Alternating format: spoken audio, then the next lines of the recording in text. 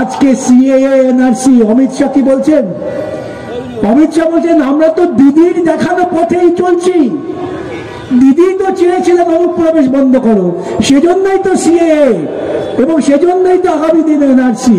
তাহলে CAA NRC তৈরির পেছনেও কিন্তু গুজরাট লবিকে সন্তুষ্ট করার জন্য মমতা দেবীর হাত ছিল।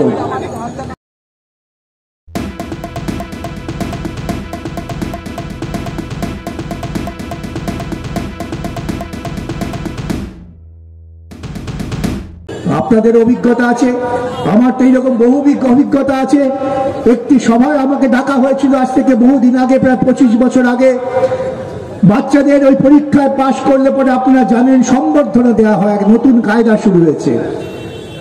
প্রত্যন্ত গ্রামে এইরকম একটি সভায় একটি ছেলে 434 পেয়েছে, আর সবাই এসে বলছে আমার 3টে মাস্টারমশাই ছিল, আমার 5টা মাস্টারমশাই ছিল, তাদের সম্বর্ধনা দেওয়া হচ্ছে।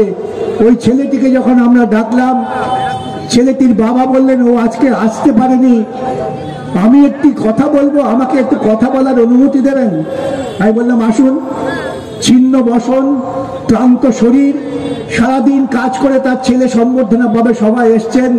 তিনি মঞ্চে উঠে বললেন, দেখুন আমি না লেখাপড়া জানি না, আমি সারাদিন মজুরি করি, সন্ধ্যেবেলা যখন বাড়ি ফিরি তখন দেখি আমার ছেলে কুপি জ্বালিয়ে পড়াশোনা করছে। যাদবপুরের লোকেদের কুপির অভিজ্ঞতা থাকতে পারে, আমাদের তো ছেলেবেলা ছিল। এখনকার ছেলেদের হয়তো কুপি কি জিনিস জানেন না, তারা হ্যারিকেন কি জিনিস তাও জানেন না।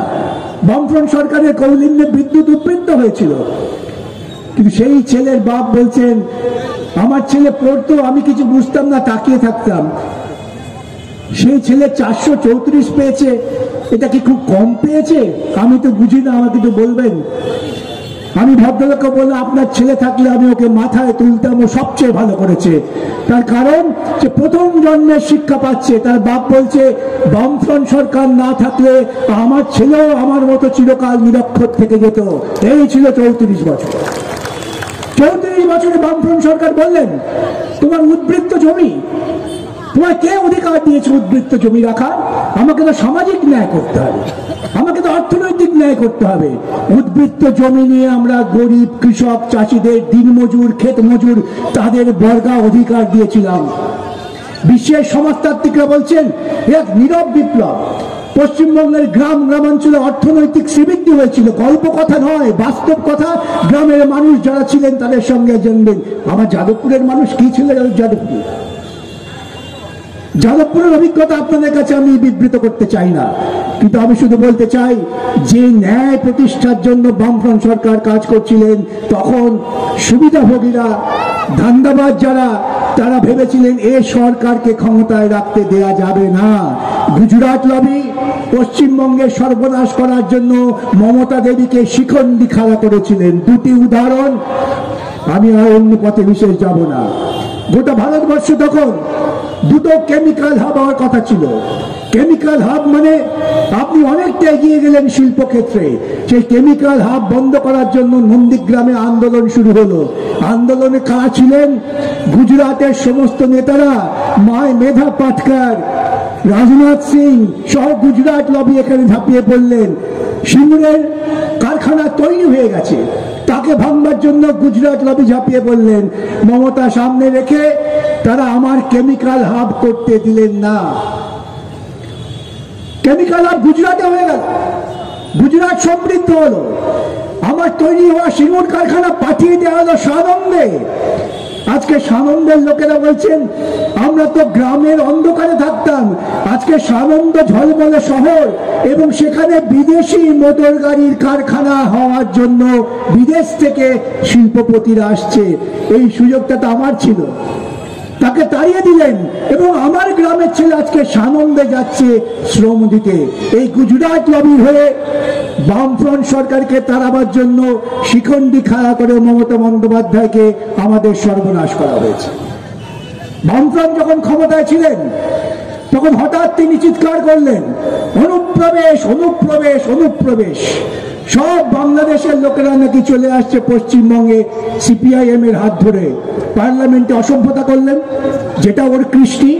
তৃণমূল ভাইয়েরা কিছু মনে করবেন না, আপনারা নিজেদের কৃষ্টির সঙ্গে কৃষ্টি তুলনামূলক ব্যবহার করে নেবেন। পার্লামেন্টে তিনি কি অসভ্যতা করেছিলেন, আজকে সিএএ এনআরসি অমিত শাহ কি বলছেন? অমিত শাহ বলছেন আমরা তো দিদির দেখানো পথেই চলছি, দিদি তো চেয়েছিলেন অনুপ্রবেশ বন্ধ করো, সেজন্যই তো সিএএ এবং সেজন্যই তো আগামী দিনে এনআরসি। তাহলে সিএএ এনআরসি তৈরির পেছনেও কিন্তু গুজরাট লবিকে সন্তুষ্ট করার জন্য মমতা দেবীর হাত ছিল। প্রচার যন্ত্র মানুষের মস্তিষ্ককে বিকৃত করে দেয়। দিবার আপনি যদি একজন সৎ মানুষকে বললেন অসৎ অসৎ অসৎ, সবাই ভাবতে শুরু করবে তিনি অসৎ। আপনি উপরে একটি মেয়ের দিকে আঙুল তুলে বলেন চরিত্রহীন, আপনি বিচার করবেন না, আপনি ধরে নেবেন মেয়েটা চরিত্রহীন।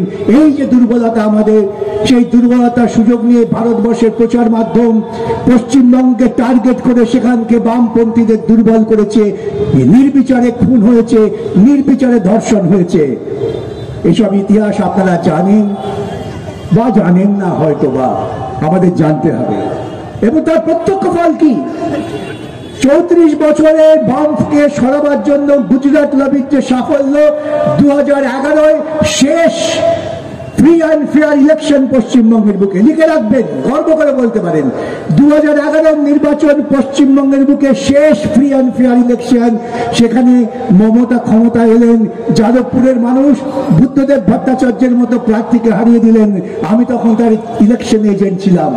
কি করুণ অবস্থার সৃষ্টি হয়েছিল, মানুষ বোঝেননি, কারণ সাময়িক উত্তেজনায় মানুষ বোঝেন না।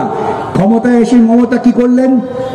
দুর্নীতি কাকে বলে এবং প্রশাসনিক ক্ষমতাকে কিভাবে দুর্নীতিতে ব্যবহার করতে হয় তার এক উজ্জ্বলতম দৃষ্টান্ত স্থাপন করলেন।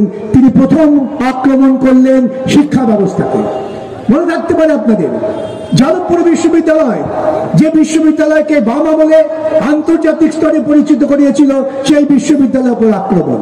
প্রেসিডেন্সি বিশ্ববিদ্যালয়ের উপর আক্রমণ শুরু হয়েছিল, রায়গঞ্জ বিশ্ববিদ্যালয়ের উপর আক্রমণ। তারপর শিক্ষক নিয়োগের দুর্নীতি, টাকা দাও চাকরি দাও। আজকে ইলেকট্রাল বন্ডে আসছে যে টাকা দাও কন্ট্রাক্ট নাও, এটাও তো উদ্ঘাটা মমতা। যাদবপুরের লোকেরা যারা মমতাকে সমর্থন করেন তারা বাড়িতে গিয়ে একটু আয়নার সামনে দাঁড়িয়ে আমার কথাগুলো ভাববেন, লজ্জা পাবেন। প্লিজ চুরি করবেন না। একজন কন্টেন্ট ক্রিয়েটার অত্যন্ত কষ্ট করে তার কাজকে এগিয়ে নিয়েছে, তাই তার কাজকে সাপোর্ট করুন, তার কাজকে ভালোবাসুন, কিন্তু তার কাজ নিজের চ্যানেলে তুলে দেবেন না। কারণ জানবেন পাইরেসি কিন্তু একটা অত্যন্ত দণ্ডনীয় অপরাধ। আপনারা দেখছেন আওয়াজ, রোজকারের হক কথা। For more updates about Awaaz, please subscribe our YouTube channel Rajshekhar thali.